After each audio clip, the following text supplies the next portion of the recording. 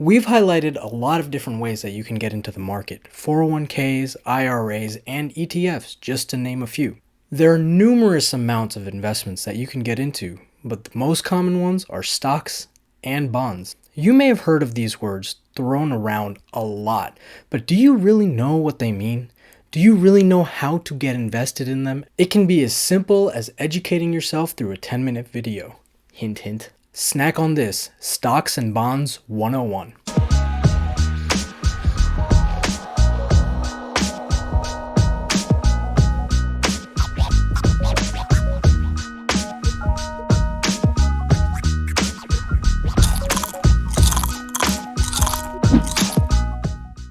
We're going to start with bonds. What are bonds? Simply put, they're a form of borrowing for companies and governments. When a company or government sells or issues a bond, the money that they receive is a loan from the purchaser of that bond. Just like any loans, yes, bonds are paid over time and with interest that we'll, in this case, call a coupon.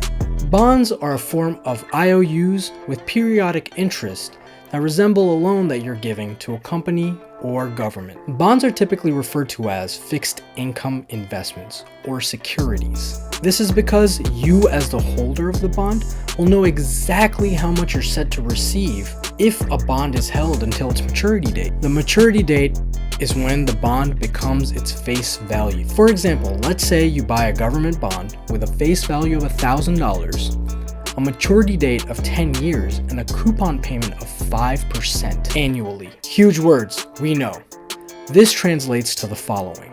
You will right now pay less than $1,000 to secure that bond, to buy it, to purchase it. In 10 years, that bond is going to be worth its face value of $1,000. During the course of this period, however, you're going to be getting 5% interest payments on that $1,000 face value annually, which translates to $50 a year for that bond. This is the money that you've now lent to the government. Sound easy enough?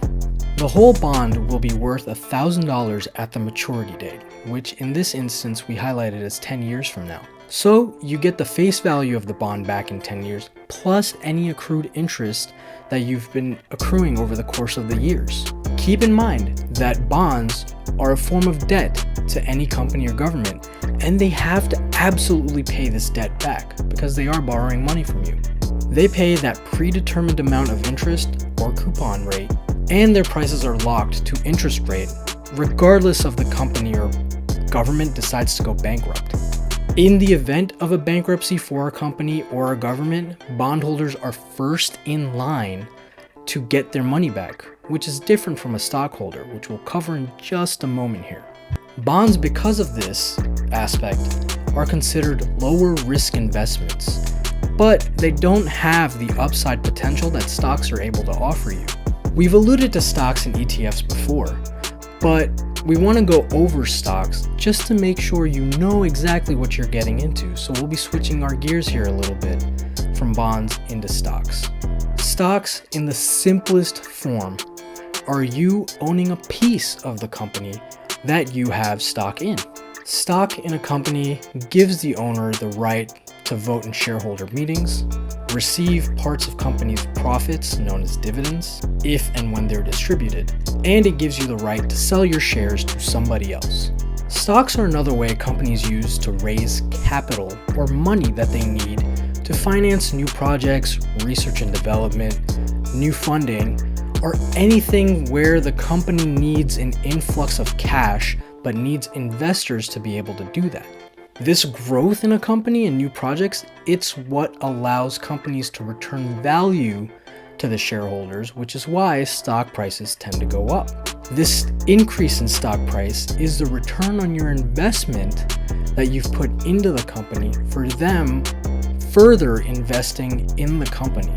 So for example, let's say you invest $100 into Amazon stock.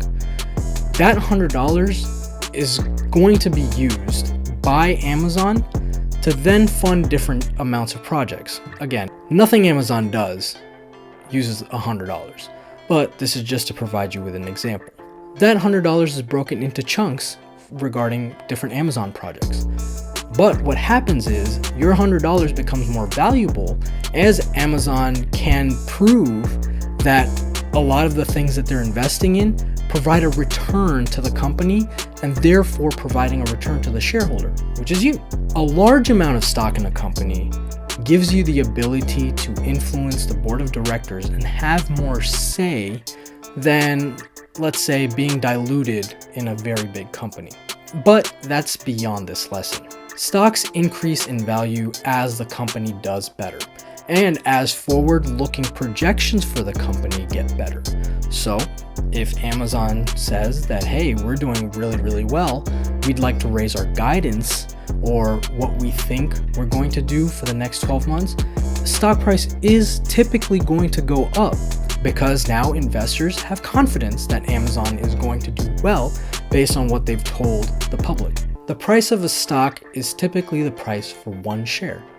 Like we mentioned earlier, it does better as company guidance increases, as earnings per share increase, and as the market overall does a good job. The value of the share is the combination of all known information of that company at that particular point in time. Because of the uncertainty for companies at any given point in time, stock prices tend to fluctuate much more than what you'd see a bond price fluctuate, because there's a limited risk built into a bond, but you never know what will happen within a company or external factors that might affect a company, which is why you tend to see the stock market tend to go up and down very sharply at times. Given this whole coronavirus issue, you've seen that the stock market can decrease rapidly, but also increase rapidly.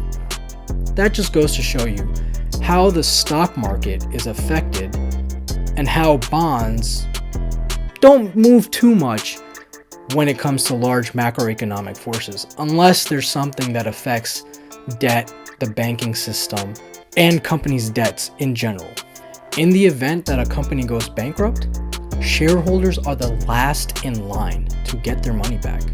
This is what makes stocks a riskier investment compared to bonds. Let's recall just a few points here. Bonds are typically IOUs that are given by companies or governments to you as the purchaser of the bond that, hey, you've lent us money, we'll pay it back over time with interest. Stocks, however, allow you to own a small piece of that company. You can't buy stocks in governments. You own that little piece of the company in return for it to perform better or use that money for something that'll help it perform better in the future.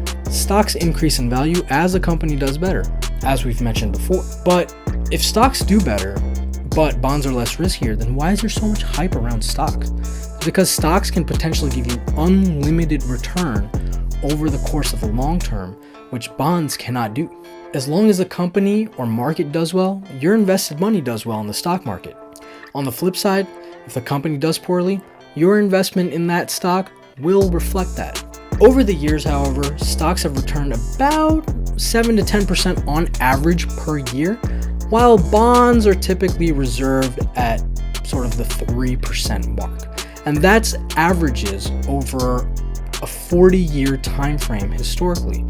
Keep in mind that past performance does not indicate future performance, but we've been seeing pretty strong stock increases, whereas the bond market is suffering just a little bit, given a lot of the macroeconomic events going on. These returns make stocks way more attractive, especially if you're thinking about a longer term horizon. We'll make this into an easy example for you to understand.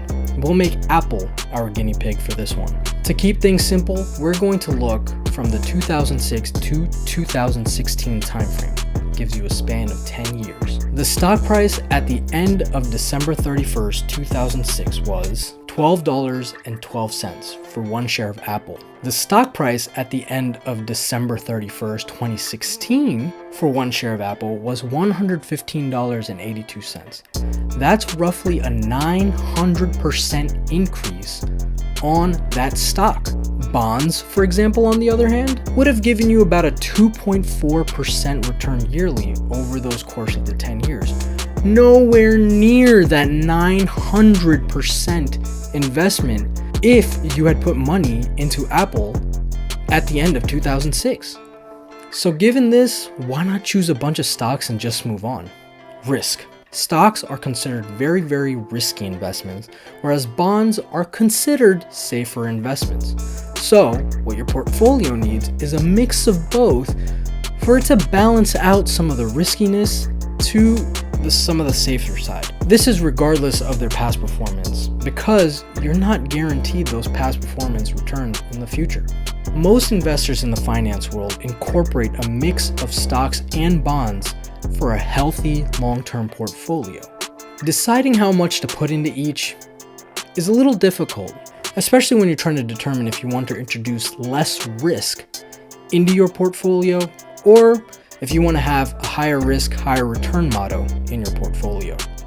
A lot of this depends on your risk factors, age, and the length of your investment. The ideal way to invest is to keep a majority of your investments into stocks and put about a tiny piece of it away into bonds.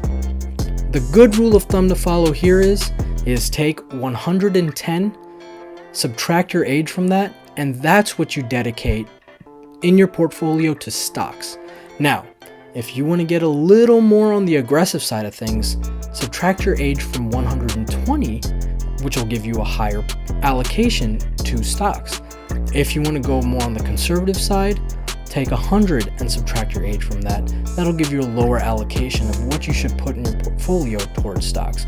The remainder is your bond allocation. We here at Edible Finance believe in going a lot more aggressive in your earlier years rather than your later years when it comes to stocks and bonds. We have some portfolios where we're 100% stock in because we have time to ride those waves out. There are some portfolios where we have 90+% in stocks. Again, with the same principle, we have time to ride those waves out.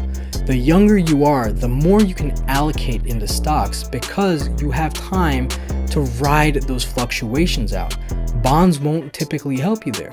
But when you get older, you typically want to move a lot of your portfolio to bonds because that'll give you that fixed investment that we talked about before, rather than letting your money fluctuate all over the place when it comes time for you to withdraw it for what you need the most at that point in life. This 90+100% stock is not for everyone. It's very, very risky, but we tend to be risk takers here at Edible Finance and want our money to work the hardest for us. Again, it's a very risky way to invest, but if you can stomach the volatility in the market, then it's a great way to see good returns while it lasts.